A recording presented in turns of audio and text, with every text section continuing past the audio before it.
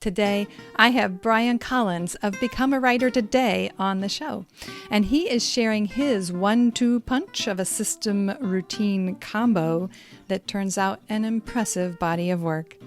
I'm Ann Croker, writing coach. If you're tuning in for the first time, welcome. If you're a regular, welcome back. I'm sharing my best tips and training skills and strategies to coach writers to improve their craft, pursue publishing, and achieve their writing goals. Bryan Collins is a USA Today best-selling author whose books include The Power of Creativity, This Is Working, I Can't Believe I'm a Dad, and a best-selling series of books for writers. He was a journalist and copywriter for years and has contributed to publications like Forbes, Lifehacker, and Fast Company. Today, he runs his website, Become a Writer Today, with the help of a team of writers attracting several million visitors each year, by the same name, where he deconstructs the writing processes of New York Times bestselling authors like James Clear and Daniel Pink. Let's hear his practical advice for writers ready to do the work and write the truth. Well, we have Bryan Collins on the show today. He is a podcaster and an author and a writer, and I cannot wait to ask him all kinds of really practical questions that we can pass on to listeners today. Bryan, thanks for being on the show. It's great to be here, Anne. Thanks for having me on. Thanks for taking the time. We're in different time zones, and I am excited to hear more. Would you share with listeners a little bit about your own writing past, and what brings you to today? Sure. So ever since I was a kid, I wanted to be a writer and earn a living from the written word. I was a big fan of Roald Dahl back in the day, children's author. And I figured the best way to do it was to become a journalist when I became 18 and it was time to pick something to study in college or university. But I went to journalism college and spent more time going out to parties than I did actually taking notes. And I found it really difficult to find paying work. So I kind of drifted in and out of various freelance writing gigs during my 20s. I'm 40 now, by the way, for some context. And I kind of got really frustrated with writing, and I wasn't a very good journalist, if I'm being honest. So I drifted into other careers that weren't suitable for me. But I still wanted to earn a living from writing. So I took a series of creative writing workshops that made a big impact on me. And I started by writing short stories and then entering short story competitions. I made a few mistakes. I spent a lot of time writing the same short stories rather than getting feedback. And after about 2 or 3 years, I got frustrated with that and was about to give up on writing altogether. But then I said, I'll try something else. What about if I try blogging and writing about the one thing I do know something about, which is the craft of writing. So I had a technology blog that wasn't getting a huge amount of traffic, but which taught me the basics of WordPress and writing online. So I transitioned that site to become a writer today. And for a long time, it was like a hobby. This is around 2014, so it would have been in my early 30s. For a long time, it was a hobby, something you did around the side of a job. Then I was pleasantly surprised when it turned into a part-time and then later a full-time business. And then to give a bit more context, I mean, I did find work. I was working as a copywriter, so for a British software company. So I did get paid to write. And more recently, I've left that job. I was there for about 8 years. So now I'm working on my own business full time. So yeah, that's an overview of some of the ups and downs of my writing career to date. Would you describe the work that you're doing through the podcast as part of your full-time work that you're doing as a writer? Yeah, so what I do today is I have a site for writers, and I used to write all the articles. Now I commission freelance writers to produce the articles. And then I've set up a couple of other sites in different niches, or niches, as you say in the United States. I don't write content for those, but I kind of replicate what worked for my site for the other sites. So I guess the business is a content publishing business, and one of my jobs is to edit articles. So I guess I'm using some of the skills I learned along the way in the business.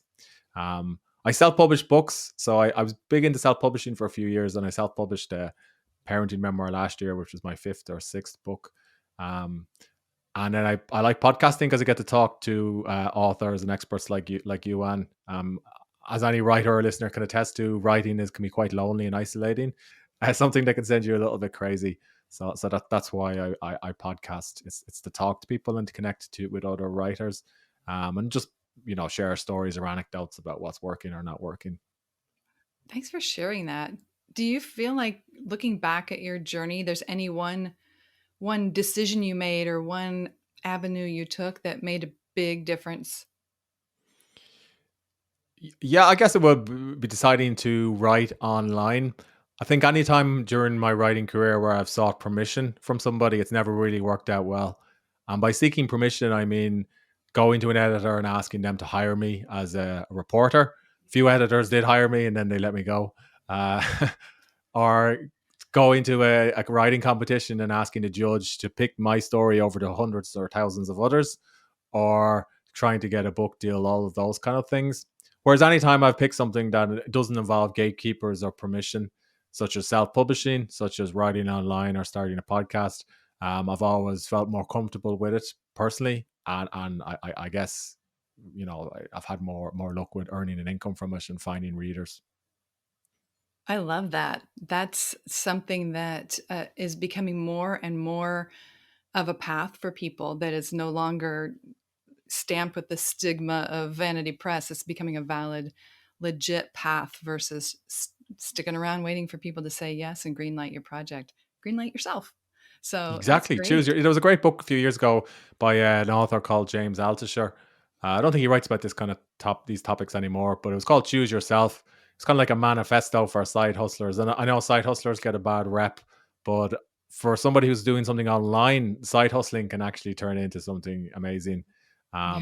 And the key thesis of that book is don't wait for someone to pick you. You know, you pick yourself. So start your own site, start your own podcast, Mm. create your own course, employ yourself. That's great. I was looking at some of the notes you had sent me, and I saw that are you have a way of managing all of the information that you're using in the writing that you do, a note-taking system. I would love to hear more about that. I'm pretty passionate about that, and I think it's absolutely necessary no matter what kind of writing you do, whether you're pursuing traditional publishing, self-publishing, writing online, whatever. We need ideas, we need information, we need topics, and then we need to be able to find that when we need it. And you have a system. Tell us about that. So when I was a journalist, I kept hearing about the importance of research and organizing your ideas and notes. A lot of journalists keep notepads on their desk or post-it notes or memos. But I wanted to get a bit more organized with it. So, like many people, I started reading articles and just clipping them into Evernote and thinking Hmm. that now I've clipped my articles into Evernote. That's it now. That's my research done. But that's just replacing or trying to replicate what the internet does. I mean, the internet is a repository of all that information. What's far better to do is to take interesting anecdotes that you can use from courses or podcasts or articles and save that into your note-taking system and then summarize it in your own words and maybe describe how this piece of research you've come across relates to another piece of research that you've come across. um, so let's say let's say I listened to an interview about how to grow a podcast, and the interview was 2 hours long. I actually did do this. It was an interview Tim Ferriss gave, and I wouldn't save all of the transcript into my note taking system. What I do is I just extract two or three key points that mean something to me, and then I'd summarize it in a sentence, and then below it I'd describe how I could apply this idea for my own podcast. And then I would link the notes up with each other if I was using a digital system. The method I'm using is called the Zettelkasten method. I'm still kind of refining it. It's not something I came up with. It's a German sociologist from the mid part of the 20th century. His name is Nicholas Luhmann. He wrote dozens of books during his career and published hundreds of papers. He's seen as a really prolific sociologist and author. But he used a series of index cards to do this. Basically, it's a form of progressive summarization in your own words. And the idea is that you're always engaged in the act of writing and research. Um, and you're summarizing all the information you come across continually and reflecting on it and reviewing it. Because if you think back to the Evernote issue that I had that I described, there's no point in having hundreds of articles saved into Evernote or whatever your app is if you don't actually read them and reflect on them and review them. And that's where the Zettelkasten method comes in. It's basically a German word which translates as slip box. Which described his method with his little cards. Yeah, So, he used that index cards, and he had one idea per index card in his own words, and then he would have the source for the idea, in case he needed, because he was an academic, in case he needed to go and find the source. Sure. And there's a picture of a slip box, and there's like thousands of index cards that he kept in giant wooden filing cabinets. I mean, you can replicate this now with digital tools, obviously, but so that's the system I've settled on. I mean, there are other ones, like when we were talking before the interview, you mentioned Ryan Holiday's The Commonplace Book. I did try that, but I personally find I prefer a kind of digital system that works quite well for me.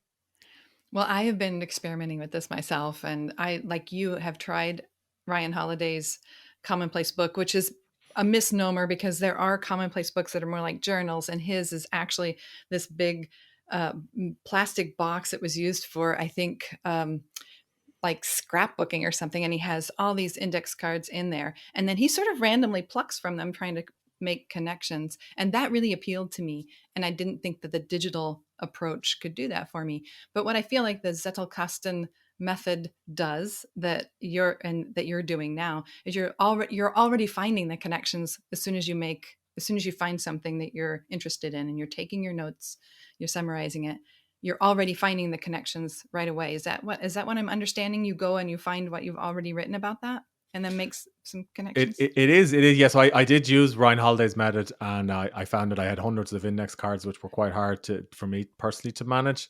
So if I use the tool isn't really that important, but I use Day One. It's a journaling app, but I use it because I journal regularly. But there's other tools you can use. So I just give each note a hashtag. So for example, I have a series of notes on podcasting. So if I type podcasting into Day One, all of the podcasting notes will come up. And if I was writing an article about podcasting for some reason, I could see all of my research into the topic and all of my reflections on the topic of podcasting. And that works quite well for me. It's also, I try to remind myself that the tool is less important than the process. So having one place for your notes, whether it's Day One or Evernote or index cards or a shoebox, which is once you have one system and you stick with it, you use it, and you're putting stuff in there regularly, and you're taking some time out, to review your notes as well. And that's actually why I use Day One, because I journal a lot. I find that's really helpful for creative writing, and I just enjoy it. So it was just natural for me to start using that for a type of Zettelkasten or Slipbox. That's so smart because now your notes from outside sources merge with your own ideas. And then I love the idea of the hashtag search, then pulling from all of that and creating a cohesive set of ideas and notes. And then how often do you actually do that? How often would you do a search on that and then go right, like every single day? So I tried to start them. I mean, I'm working in my business full time now, so I have a bit more time for this. But I tried to start in the morning by recording 5 to 10 notes into the Zettelkasten based on a book I've read or an interview I've listened to. That'll take me about half an hour. Like the note is literally just, a single one or two lines, and then my reaction, and then just a link to the source, and then potentially a hyperlink if I want to link the notes to each other. And then I'll write a journal entry, and that's about 45 minutes, and then I'll move on with whatever I need to do that morning. And then once a week, then I'll go back and review some of the notes in the Zettelkasten. And then every few months, I'll go back and review all of the notes from the previous year. And then if I'm writing an article, I'll just search for the topic in Day One. And sometimes I find that it's amazing what I forget. So like many people, you'll read something and think that's a great idea, and you're not quite sure what to use that for, and then you'll come across this anecdote or metaphor that you can use for something later on. So I find that's quite helpful too. So you kind of follow that nudge or that impulse to write it down, even if you're not sure how you'll use it. Oh yeah, always be writing things down. If you don't write it down, it didn't happen. That's great. That's good for the digital age. We all can. Well, you talk about grabbing this time. You can work full time when you maybe couldn't before, and you're a busy father of 3. How do you fit writing into life? And do you have any suggestions for listeners who might feel themselves crunched for time as well? So when I was trying to make a living writing, like our kids were quite small. So now I have a 16-year-old, an 11-year-old, and a 3-year-old. But at the time, I think they were all under 5, and one of them wasn't bored. But so it's difficult to do it with a corporate job. So what I used to do was just get up early before work at 6 a.m. and write for an hour or an hour and a half.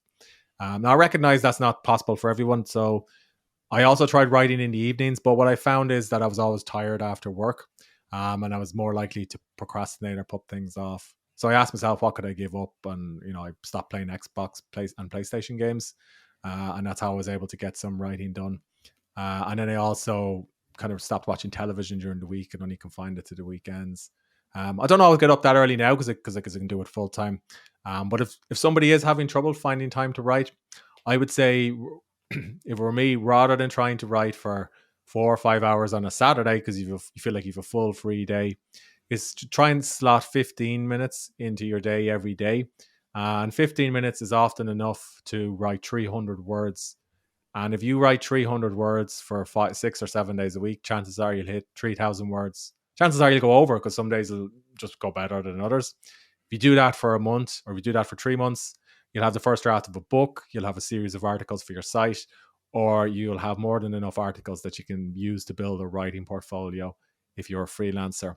So it's kind of tapping into the power of small daily wins. And I think most people can find 15 minutes. I mean, we have more tools than ever for writing today. You can dictate on your mobile. If you're on a commute, you can write in your commute. You can use your tablet or whatever works for you. Yeah, these tools are making it possible to do things we couldn't do before. People who can't, maybe they've had surgery, can't type, we can now dictate or record and transcribe, just as you said. And the 15-minute chunk, surely we can dig out a little bit of time to pull that off. And I loved your examples. But at the same time, I know you encourage the idea of getting into creative flow. And the flow state sometimes takes a little time to get into. So how do we, merge these two ideas that like we can actually write a book in 15-minute increments every day because it will pile up and it will accumulate. But how do we do it in a way where we feel like we're tapping into that deeper place that happens during creative flow?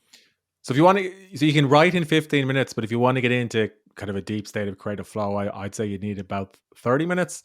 So still not a huge amount of time. But I mean, depending on how busy your day is, maybe you can find 30 minutes. To do it, I mean, there's a few kind of techniques you can use to get there faster. So you can use a set of these noise canceling headphones and listen to ambient noise like rainfall, and that can quickly help you eliminate distractions. Or there's a service called brain.fm, which I interviewed the person who created it. It's designed to help you get into flow state faster. So that's another technique that you can use. But what's really key is to be in an environment where you're not going to be distracted for that 30 minutes. So take your phone out of the room. Ideally, there's no other distractions like a television on or a games console. Now, and I recognize that's not possible for everybody again, depending on where they live. So perhaps you need to write at a time when your house or your apartment or where you live is quieter. Or maybe you could go to the local coffee shop or the park and write there for 30 minutes or 60 minutes or whatever it is. You also don't need to get into a state of creative flow for hours. But like, well, that can be fun and productive. Um, 30 minutes is often enough, and then you can get up and take a break. And if you have time, you can get back down and do another 30 minutes. And then depending on how the day goes, you may go for 2 or 3 hours. I find more than 2 or 3 hours gets exhausting. There's a great book about flow by Mihaly Cheks. I'm not going to attempt to pronounce his last name, but it's called Flow. But he basically says, more than 3 hours is really difficult for most people. And that's often enough to do what you need to do. I think that's great advice and very doable. I love the noise canceling headphones. I used those when my kids were young and safe. Didn't need my monitoring, but I didn't need to hear the noise. That's a good trick. How about other ways we can be creative and pull out a more creative mindset and tap into different creative tools? Do you have advice for that? Yeah. So when you're working at a computer, sometimes it can feel confining and limiting. So we all relying on these tools to write books and self-publish them, or build sites, or publish articles. If you're working on a first draft or you're thinking about a project, consider going for a walk and bringing your phone with you and using a set of earphones and dictating the first draft using an app like Otter.ai or Rev, um, or Dragon Nuance. Often dictating the first draft is a lot faster, and plus you're outside, so you're kind of getting the blood moving and you're getting some fresh thinking as well. And sometimes just a change of environment is enough. if you're looking to if you feel like you're stuck on a particular project.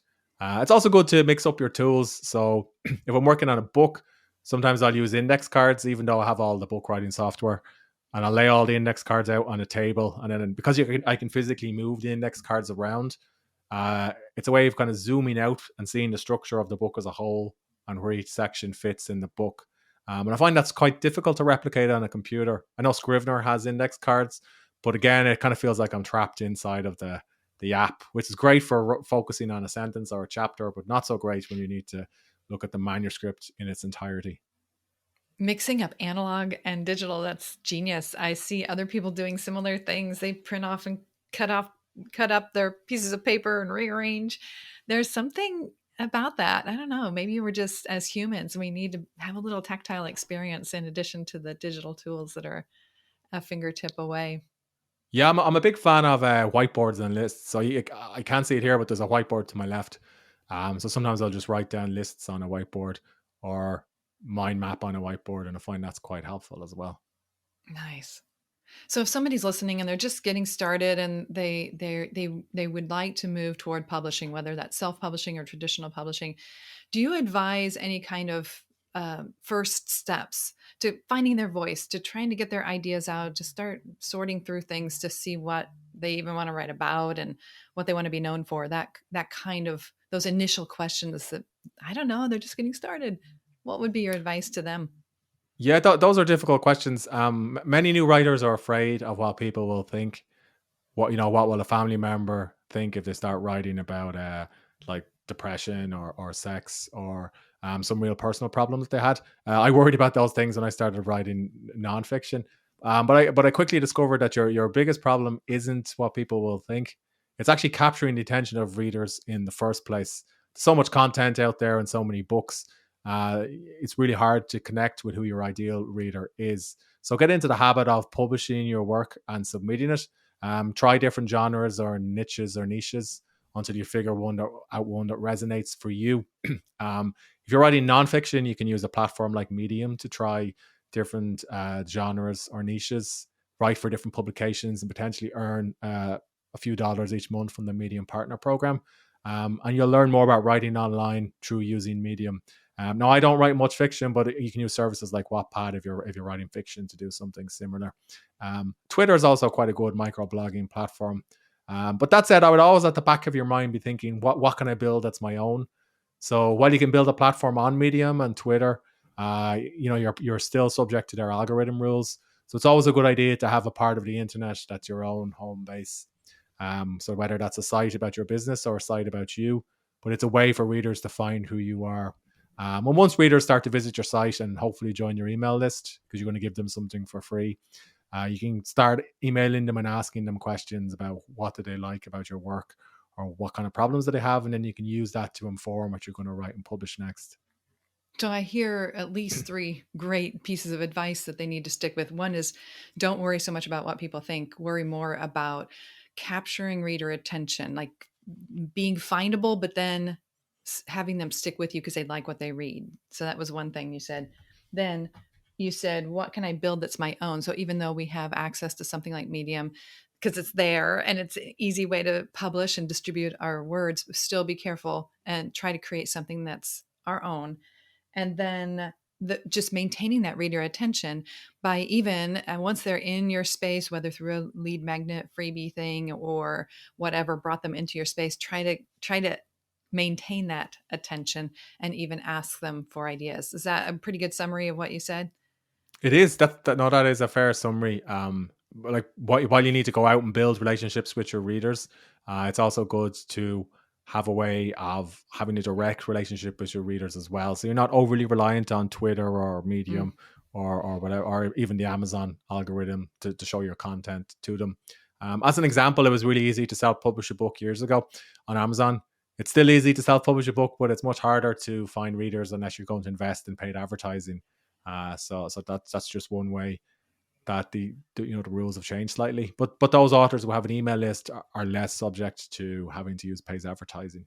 Mm. Yeah, so that's a whole world. I have a membership program and we talk about all of this, setting the whole system up for people to be able to get into your ecosystem, if you will, your your sphere of influence, but this idea of to use Seth Godin's term, to ship content out there, to get that kind of get in front of readers and get their input and hopefully get them to like what you're writing. Do you feel like that is the best use of social media right now, to just kind of get your ideas out there fast and then see what sticks? Is that a spaghetti approach?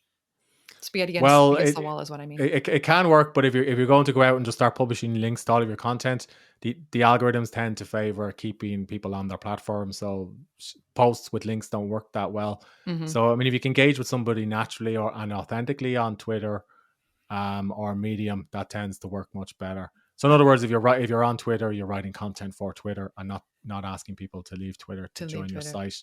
But if Yeah. they're interested, chances are a percentage will come and find who you are anyway. Hmm. Which platform is your favorite?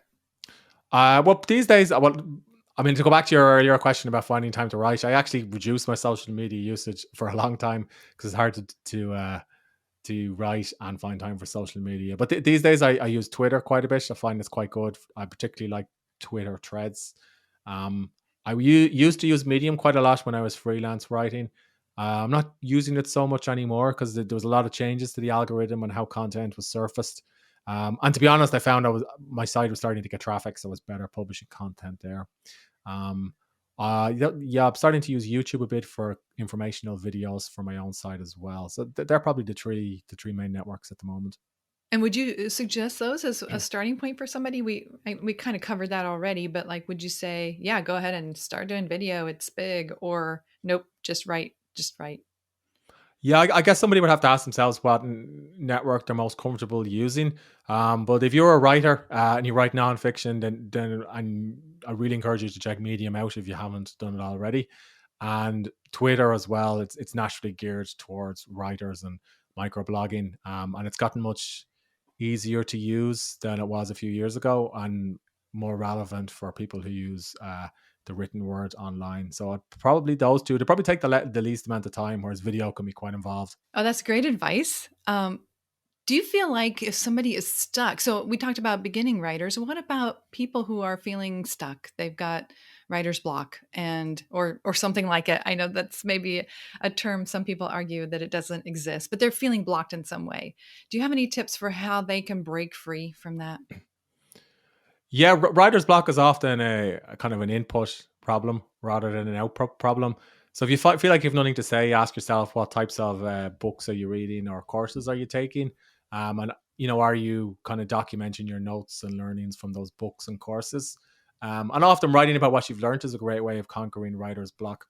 If you're kind of writing something that's more creative, I'd recommend checking out the book "Writing Down the Bones" by Natalie Goldberg. Fantastic. Get the audio version because she narrates it herself, and she's amazing. Um, but she describes a practice called free writing, which is really helpful for writer's block. So basically, you write for a predetermined period. You don't stop to edit yourself, and you just write about whatever's on your mind. And if something strange happens while you're writing, like the camera issue there a second ago, you just write that down as well. Or a dog barking, you just write that down as well. And the idea is that you're just getting out whatever's on your head onto the blank page, and then later on during a separate session, you can go back and edit and tidy up and see if there's something useful. So all those practices can all help with writer's block. Ugh, free writing was so liberating to me. And it wasn't because of writer's block that I was using it. I was actually using it in a creative writing class. It was an assigned book back in the day.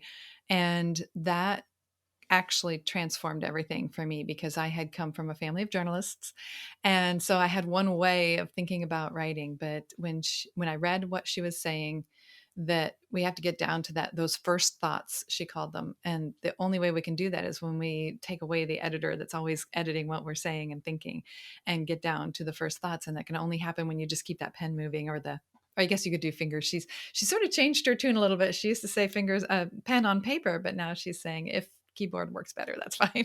Yeah, Just she get the words has. down.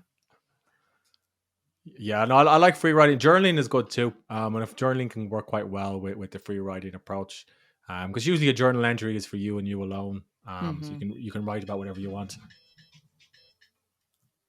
Yeah, you said you use day one. That's for your journaling, and it's digital, right? I use Day One, so it's a purpose-built journaling app. Oh, I'm sorry. It's my phone going off there. So that's another tip. Yeah, turn off your phone when you're when you're writing. So yeah, I used Day One. It's a purpose-built journaling app, and I particularly like it because it works great on the mobile, and so I can use it on my tablet, and I can also use it on the Mac, and you can put in photos, and it also has a neat little feature where it'll surface entries from last year or 5 years ago or 8 years ago. So it's a great way of bringing back up pieces of writing that you may have forgotten about. Do you ever worry about privacy with these apps? Sometimes, yeah, yeah. Day One has a pretty strict encryption policy, and it's connected to your Apple ID.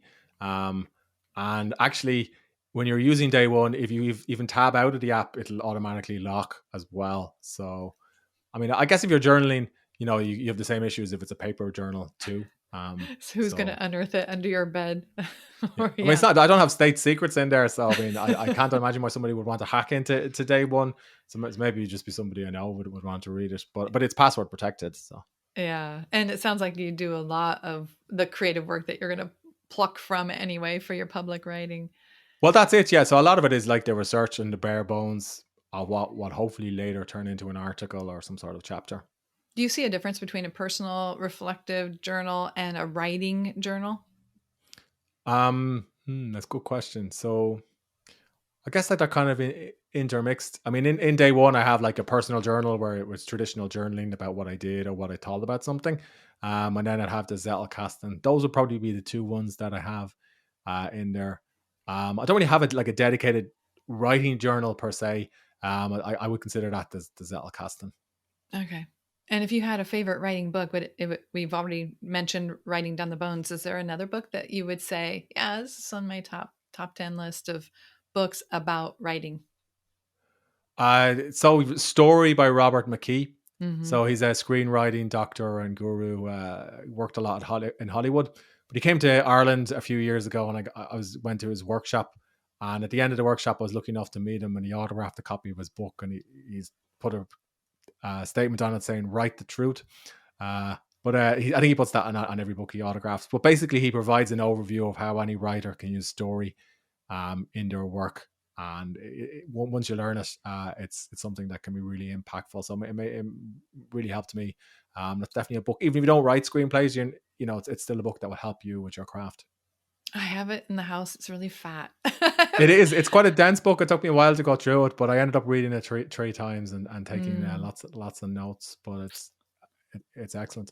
I'm going to pull it off the shelf, blow the dust off, and get started. That's great. Do you find yourself writing your nonfiction differently because of having read story? I'm assuming that based on what you just said, but I try to. So I try to insert some personal stories into my nonfiction. Don't always succeed following what he advocates in the book, but I do. It is something that's always at the back of my mind because readers will connect more with a story rather than somebody who's regurgitating information. who's your creative hero? Oh, that's a good question. A few. Probably the singer Nick Cave. I think he's just tried multiple formats from poetry to books to music. I also like. I suppose Robert McKee's made a big impact on me. When the fact I was lucky enough to meet him. Maybe Stephen King as well because he's such a huge back catalogue and he's tried so many different genres and niches. And what's next on your plate, on your desk? What are you working on now? Well, I just finished writing a parenting memoir. It was kind of a lockdown project, so I'm at the final stages of recording the audio book. It's called "I Can't Believe I'm a Dad." So it's a creative project. I just something I wanted to write during the lockdown. So it's all about when I unexpectedly became a dad about 10 or 15 years ago.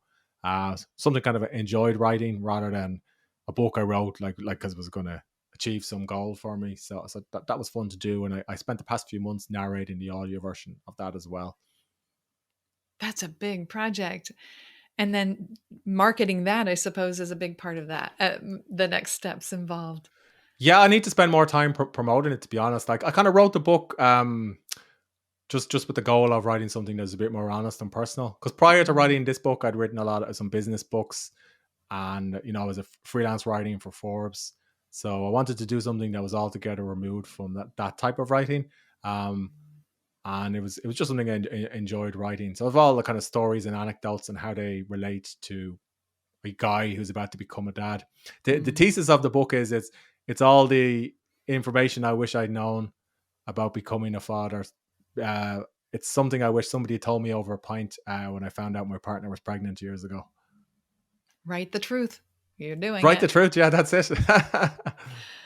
Well, thank you for your time today and sharing so much of how your own creative process works and even the little granular details of how your card system lives in day one and how we can use different systems to do our own creative work and step out into the world to be read. Do you have any final thoughts that you want to leave us with? Sure. So if somebody's listening to this and they want to learn more, you can visit becomeawritertoday.com. And on the homepage, you can get a free book of writing prompts. I also have a podcast under the same name, and I was lucky enough to interview guests like Anne about their writing process. And that's also called Become a Writer Today, and it's on the iTunes store. So go check it out. You have had some big name people on there. Me not being among the top names. Who are some other people you were really excited to have on the show that they might want to go dig around and find? Yeah, so I interviewed James Clear when he was promoting Atomic Habits. That was a good one. I interviewed Daniel Pink about his book. It's a few years ago. That was interesting too. More recently, I interviewed Mark McGuinness. So he's well known as a kind of a creativity coach, and he was really interesting to talk to, and he gave me some interesting advice about how to think about creative work versus work that pays the bills. Ooh. All right. I'm going to go listen to that next myself. I haven't gotten to that one. So thank you. Thank you for opening up your life and your work to us. And I hope that many people find themselves becoming stronger, better, more confident writers, especially getting to know you and your podcast. So thanks. Thank you, Anne. All right. You take care. I hope this conversation helps you see how you can start building your own system for collecting everything that inspires you. And you really can build your body of work 15 minutes at a time. Let Bryan continue to inspire you through his podcast, Become a Writer Today. I'll link to that and to his interview with me, along with loads of resources he mentioned. Just go to anncroker.com/Become a Writer Today. All jammed up together. That's anncroker.com/Become a Writer Today. Thank you for being here. I'm Ann Croker, Writing Coach.